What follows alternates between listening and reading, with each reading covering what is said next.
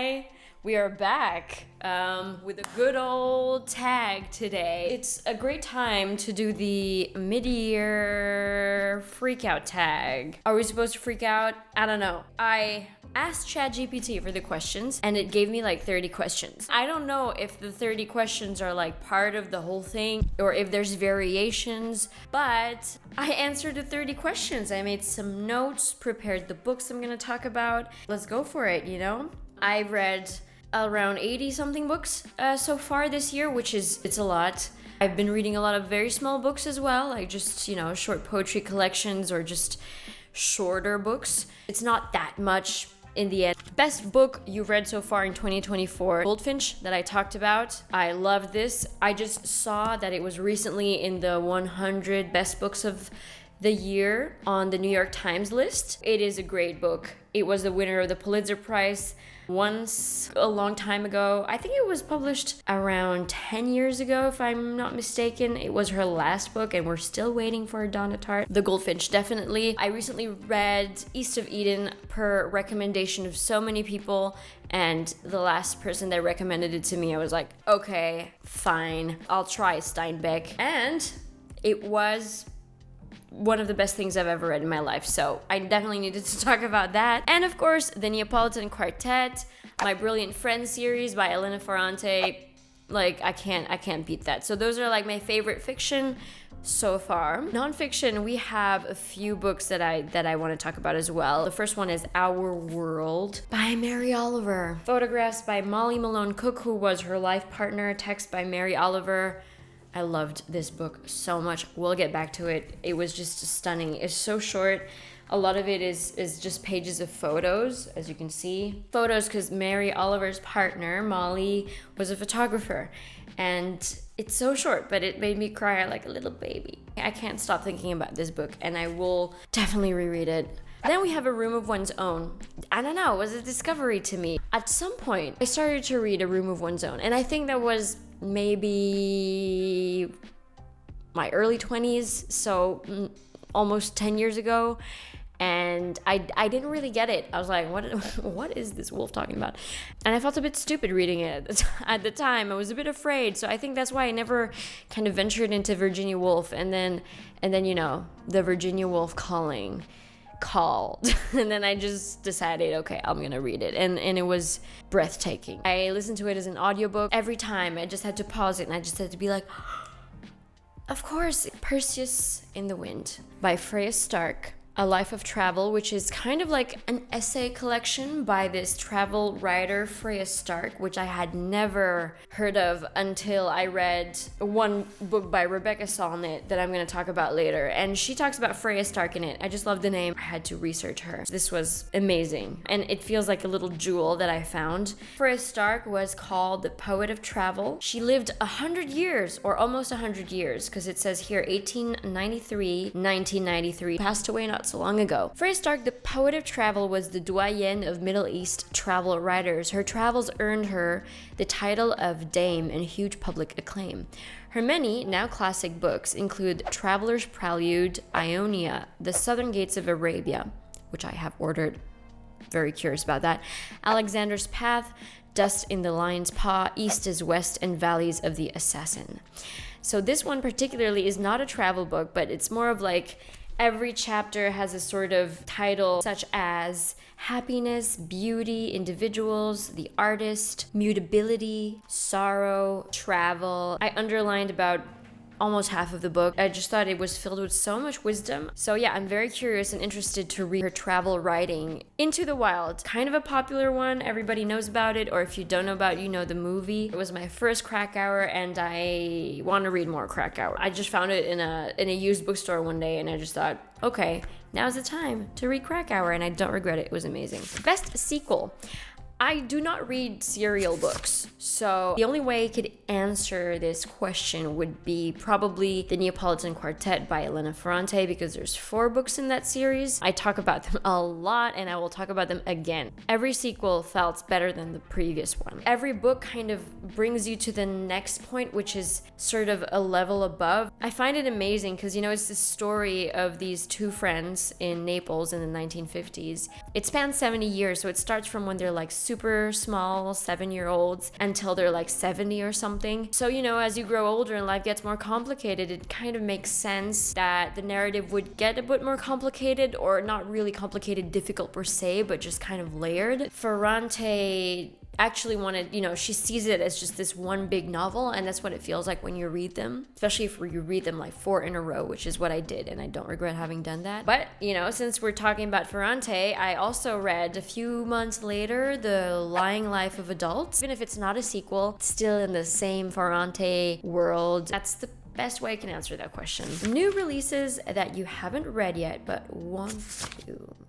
There's a lot of those, actually. One of them is Doppelganger. I think it was released this year. Women's Prize shortlisted nonfiction 2024. A Trip into the Mirror World. This is by Naomi Klein. I haven't read any of her books. I've read a few of her essays here and there when I see them. This looks super interesting. This looks juicy. The international bestseller. I just love that she quotes Jordan Peele. How many everybody is there going to be?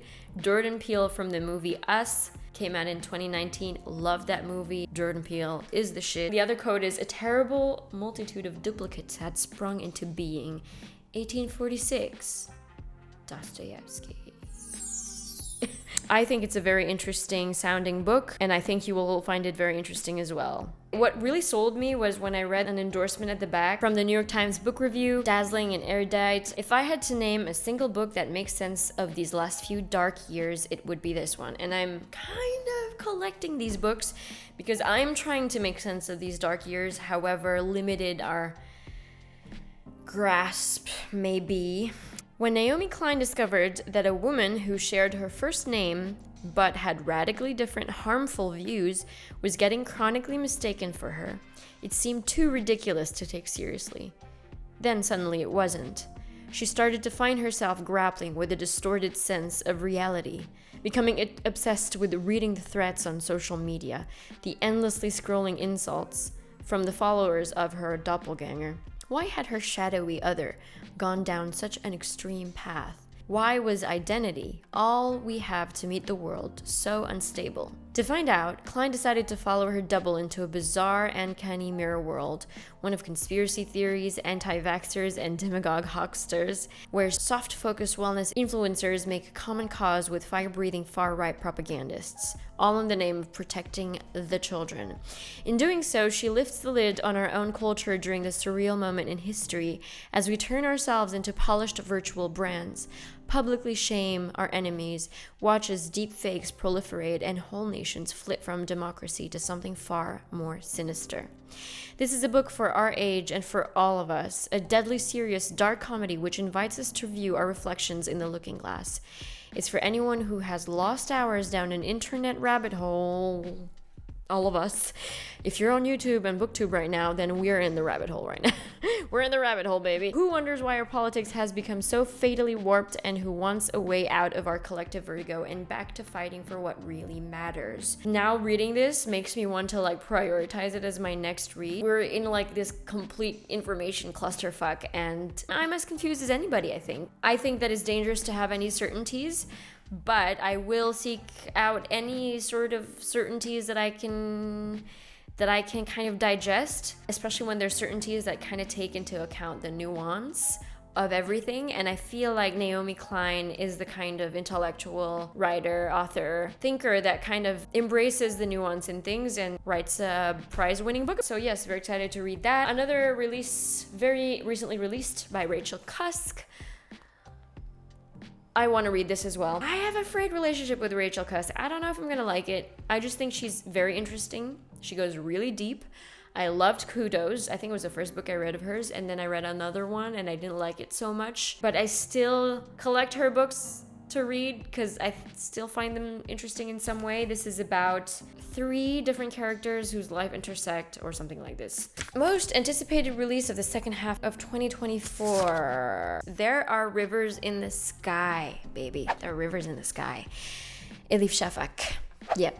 I have pre-ordered that book. It's coming soon. I think it's coming out in August sometime, so very soon. And I love Elif Shafak's novels. I have read so far 2, The Island of Missing Trees, and the other one, which was something about love. I forgot the title, but I'll put it here. Biggest disappointment. Ah, yes. Let's bitch about books. Just kidding. I believe this author recently passed away, Paul Auster. Baumgartner. I read that. I did not like it. I did not like it. I don't even remember why I didn't like it. I guess that tells you everything. I was a bit disappointed. I just didn't think it was very engaging, very different from his usuals. So I sold that book. And then A Book of Migrations by Rebecca Solnit. I was a bit disappointed with this one, A Book of Migrations, but it makes sense. It was one of her first books. I don't know if it was because it was one of her first books and so she's not as good. And I've already read like 7 of her books. There was really golden passages. I didn't really think it was engaging, but I learned a lot. But I was a bit bored at times in the style of the essays, in the writing style. I'm not usually bored when I read Sonnet, so it was a bit weird. It's kind of like a memoir / essay collection about the history of Ireland. Basically, Sonnet is, I think, Irish heritage, and she goes to Ireland, travels on her own, and meets all these people and gives us a sort of short history of Ireland. So I thought it was really interesting in that sense, but yes, my reading lingered a bit in some parts. So yeah, I don't know, maybe it was just the bad time to read it. I don't know. What else? Oh, I didn't bring it. This essay collection I was really excited to read by an author I didn't really know. I've never read before. First Love, Essays on Friendships by Lily Densiger. I was really excited to read that book and it fell short. It was okay. It was good. It was fine. But that's it, That's it. Nothing special. Oh, I have a lot. I put a lot of the list of disappointing books. Another disappointing book, White Oleander by Janet Fitch, was a really old bestseller, I think. It was from the Oprah Book Club picks or something like that, but a long time ago. I DNF'd it. I thought it was well written and really interesting, but it didn't feel realistic. It's about this daughter who has a mom who is a poet that goes to prison because the mom killed a guy or something like that, or I don't know. She committed a crime, and then so she moves through foster homes and bad things happen to her. But yeah, it was kind of like unbelievable that such bad things would keep happening to her in a row. I don't know. All right, another disappointing book, Permafrost. I think I'm just gonna tell you all the DNFs. I didn't finish this. I started it. It's very well written, very well translated by Eva Baltazar. I read Boulder this year, which was great. I liked that a lot. I did not like Permafrost so much. Unlikable narrator for me. At that point, I'm like, what's the point of reading you? She felt a bit whiny. I get this whole kind of cynical character vibe, but when it's too much, I'm just disengaged. So I didn't finish that. Biggest surprise.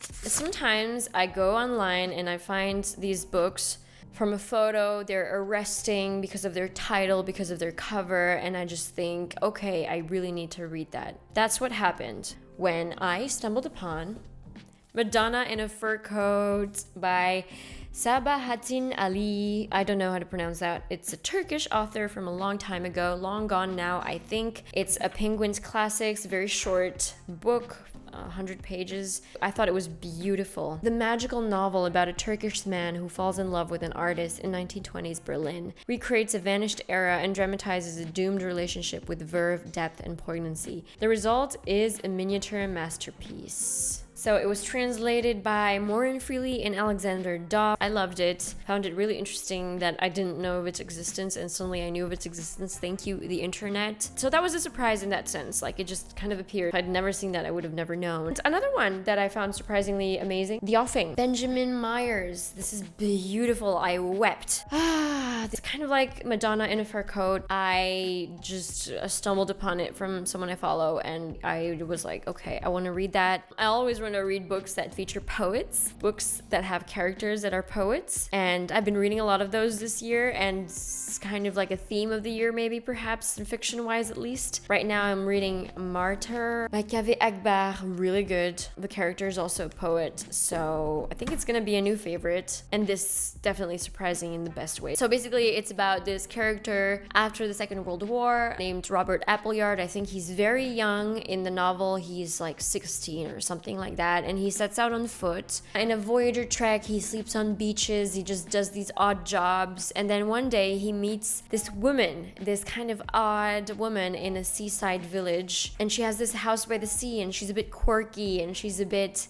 like a very nice weirdo lady, and she opens his life to poetry and eating beautifully and eating well and things like that. And then as he kind of stays and they form a sort of friendship, and she becomes a sort of mentor to him, the plot unfolds very beautifully, and we discover a secret poetry collection that was unread before that he reads for him. It's just amazing. Favorite new author, debut or new to you? Clarice Lispector. I've read 2 of her books now. I don't find them my favorite, but they're really good. They're good enough that I want to revisit them. Metaphysical Style. She's a Brazilian author, so Portuguese translated. The translations are very interesting. She has a really interesting, unusual prose style, which apparently is also unusual in the original Portuguese. It's less about plot and more about like the inner life. Very reminiscent of Marguerite Duras or Anaïs Nin. So that kind of thing I dig. Elena Ferrante, of course. Joy Harjo, of course. Joy Harjo. I love Joy Harjo. She's a poet. I discovered her in her masterclass, and I decided to read every one of her books. And I'm on my way.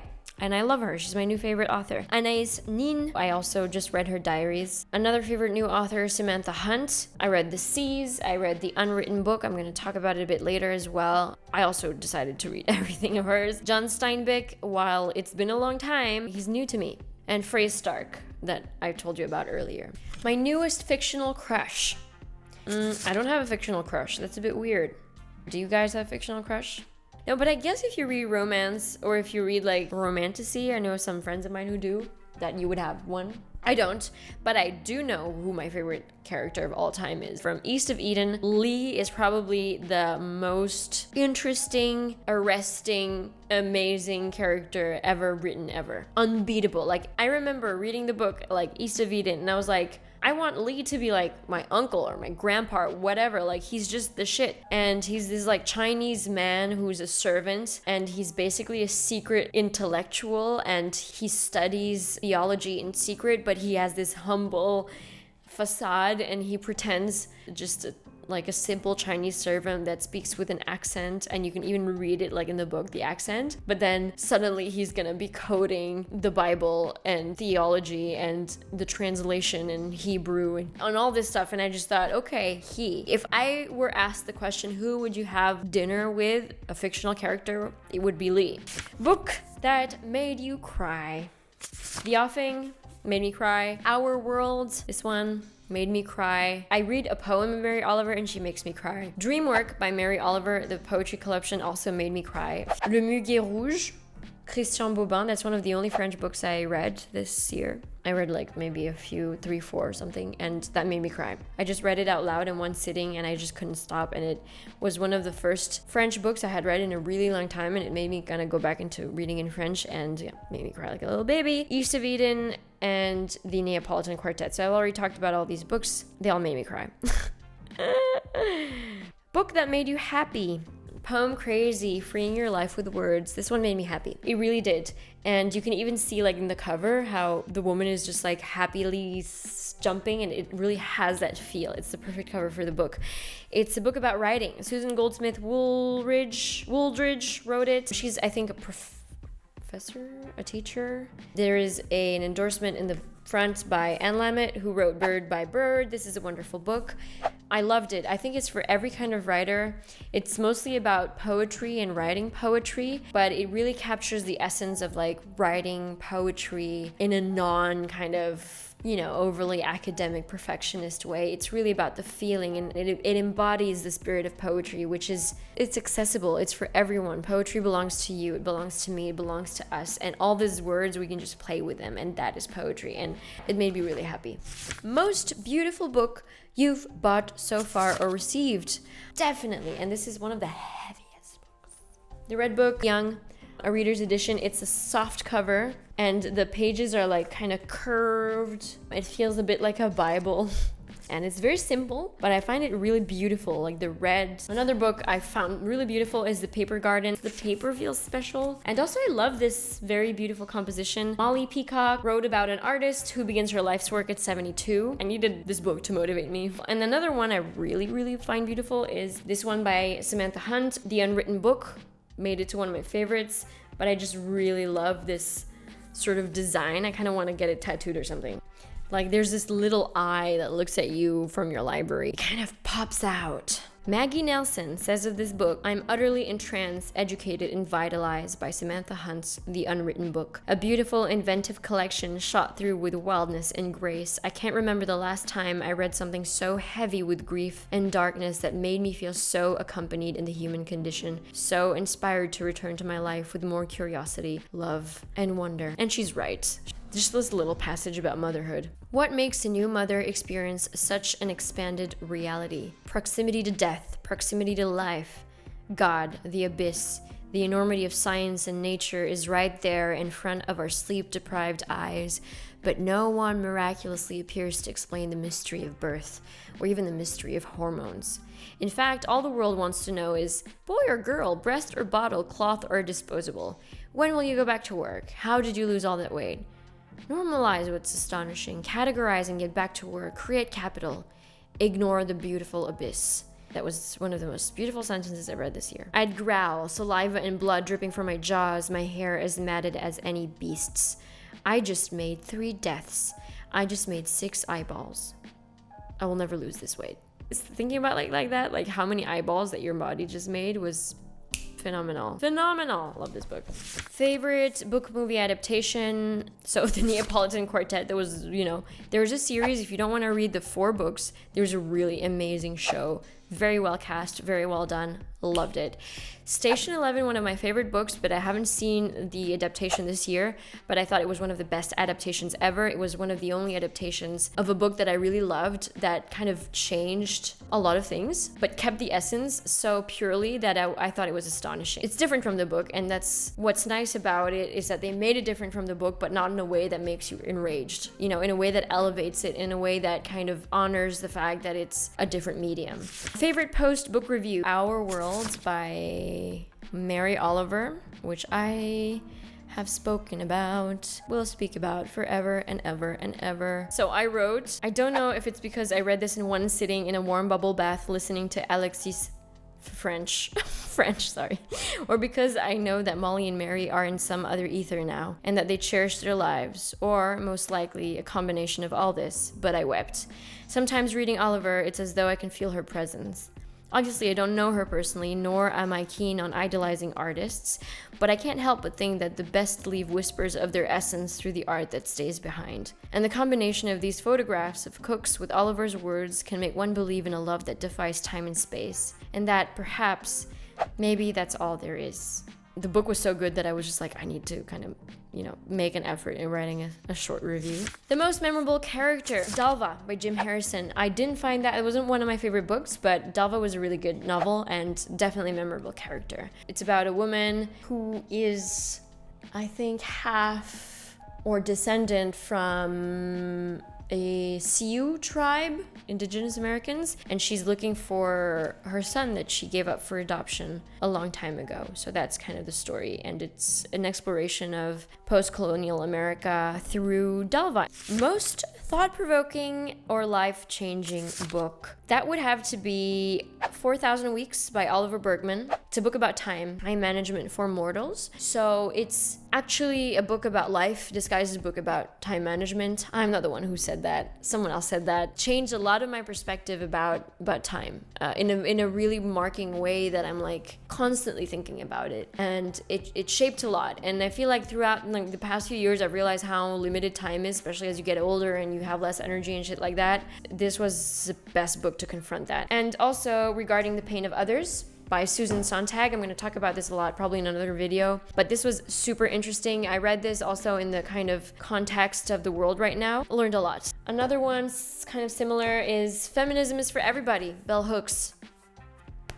I didn't know a lot about feminism until around last year, and this is a kind of short history of feminism, and it also explains why feminism is such a word or label fraught with misunderstanding. People don't really understand feminism because it has sort of a bad rap, and it kind of like goes through the history of feminism and why it may have such a bad rap, and also because, well, when you read it, you realize there's actually so many types of feminisms. And again, it's one of these books that kind of take into account the nuance of everything. What I really liked about it was that it was accessible and very short. And even Bell Hooks wrote it, and she said that this is the book that she would have liked to have read in the beginning. And also the book that she would like to just give people when they're curious about feminism or something like that. I actually made a video a few months ago about books on feminism that you can read if you're new to feminism, and I suggest you go check that out if you're interested. All right.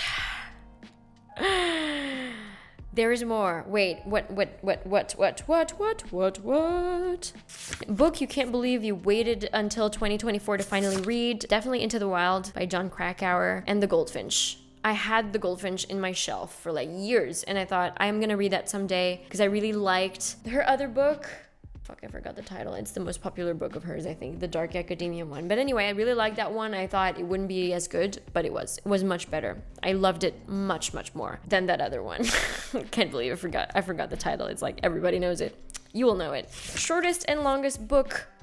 Shortest, probably My Death, Lisa Tuttle. It's about a widow, a writer who's adrift, and who's interested in writing about another writer, and then it kind of becomes eerie, and she realizes that the writer that she wants to write about, this old lady, has a lot of similarities with her own life, and it's kind of disturbing. Very well written, one of the best books I've read this year, then very short, so this is also what makes it great. Packs a punch. 105 pages. I need to read this again. The other one is the same amount of pages. Maud Martha, Gwendolyn Brooks. Maud Martha was the first fiction book that Gwendolyn Brooks wrote, and she's actually a poet. Made me want to read more of hers.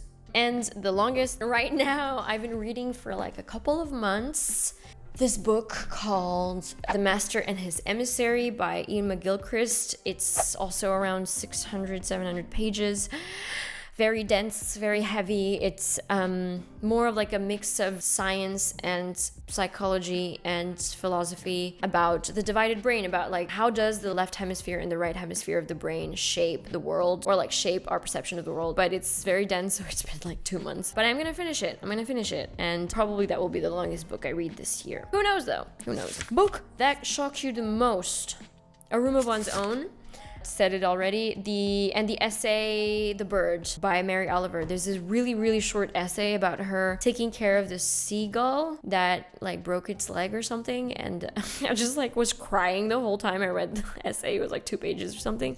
What is your OTP? One true pairing. I have no idea what that means. I'm gonna skip that. That's weird. It's like if I would marry a book, I'd marry you. I don't know. I won't marry any of my books. But maybe I'm completely wrong and it means something completely different and it's just not in my niche or something. I don't know. Favorite non-romantic relationship of the year. I realized actually that a lot of my favorite books ever and of this year were books about friendship. Friendships in these books are what makes these books great. The non-romance of it makes it even more powerful in a way. Best world building. Elena Ferrante, all the time. Most fun to read. The Unwritten book. It's about ghosts and about death and about absence, and somehow it's fun to read, and which is why I think that this is a work of genius. Talked about heavy things in a light way. Samantha Hunt has just such a funny way of writing, like in a dark way, like dark comedy a bit. The book that made you the most mad, and it doesn't have to be a bad book. Yeah, I don't know. Actually, White Oleander by Janet Fitch made me kind of mad because of how bad I found it. But not because it's good, so yeah. A book you'd recommend to everyone. Into the Wild. It was very widely read and very well rated because it's just such an engaging writing style, I think. And The Beach. Alex Garland. He's now a director, I think. He makes movies. The Beach, yeah, there's a movie with Leonardo DiCaprio a long time ago. This is an old book. This is a book that, that's been written, I think, like 15 years ago or something. No, 20th anniversary. And it was great. I loved it. and I think anybody would love it. It's just a very unique book. It's kind of like a fictionalized travel memoir of this guy finding a secret beach, literally called the Secret Beach, I think, in Thailand, where there's this sort of Eden-like spirit, but it has to stay hidden, and the people there are very nice, but then you realize that there's more to it. But yeah, it's very true. I couldn't put it down. I just could not stop reading it. Hidden Gem of the Year. I already talked about it. Perseus in the Wind by Freya Stark very much feels like a hidden gem because I'm pretty sure no one's talking about it or no one's reading it. Book that made you think the most. I would say The Master and His Emissary, which I'm currently reading, makes me think a lot the most. Definitely the most about the left hemisphere, right hemisphere thing. And The Doors of Perception, Aldous Huxley, as well. I listened to it as an audiobook not so long ago, and there's actually a lot of links between these two books. The Doors of Perception is about Aldous Huxley, who takes a large dose of mescaline, psychoactive substance, in the cacti. What's the name of the plant? But basically he trips balls and he writes about it, and it's amazing. Very much for the psychonauts out there. I want to reread, what's his famous dystopia again? What's wrong with me today? Oh, I know. Yesterday was a full moon and I couldn't sleep. But anyway, he wrote this very famous book that I want to reread. Best audiobook, definitely The Wager. The Wager is this sort of adventure book. They're gonna make a movie as well. Movie or a series, I don't remember. I think it's also starring Leonardo DiCaprio. He's everywhere. The Wager is about this like fleet during the Spanish war in the heights of the British Empire. It's this fleet that has to do this like kind of incredible trek to get this like Spanish treasure. The Wager crashes into this remote island, this really dark kind of island, and there's mutiny and revenge. It's crazy. It's a crazy story, and that was a really good audiobook. I listened to it and I read it at the same time. It was so good that every time I put down the book, I just wanted to listen to it while I was doing other things. Probably one of my favorite non-fictions of the year. For days it watched as the strange object heaved up and down in the ocean, tossed mercilessly by the wind and the waves. Once or twice the vessel nearly smashed into a reef, which might have ended our story. Yeah, anyway, good voice, right? Out of Africa also was a very good audiobook. The narrator was perfect. Most unique book you read. Two books actually, they're very similar. They're basically kind of novels in verse, and those are Autobiography of Red by Anne Carson and Couplets by Maggie Milner. Both of these are love stories, very short, but written in verse. And this is haunting. They're both haunting. This is more modern. This was written a long time ago. Anne Carson is a classic scholar. She translated a lot of Sappho poems, and it was haunting, as if I was under a spell. And this is actually the book that got me back into poetry. I read this and then I just started reading a lot more poetry. Very unique. Whoa, like everything is like scattered now. So yeah, that was the mid-year freakout tag. I don't know why we're freaking out. I'm not freaking out. Am I? Do I look like I'm freaking out?